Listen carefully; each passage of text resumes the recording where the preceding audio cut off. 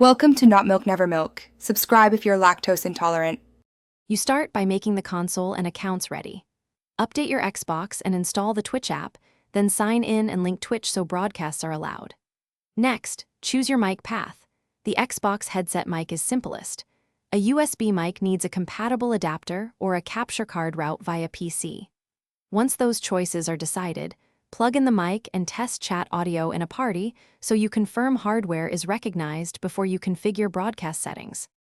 Now you configure how audio flows into the stream. On Xbox with Twitch, open the broadcast settings and select your broadcast mic. Adjust the mic volume and side tone to taste.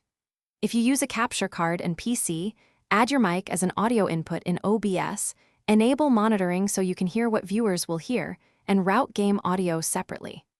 Once done, apply a noise gate and light compression to reduce background noise and level peaks. Then record a short clip to confirm clarity and balance. To finish, launch the broadcast and watch your preview for audio and sync. If you stream directly from Xbox, press broadcast and confirm.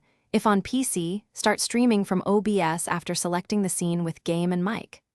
Monitor chat and the audio meter while you play, and make small fader adjustments for a consistent mix.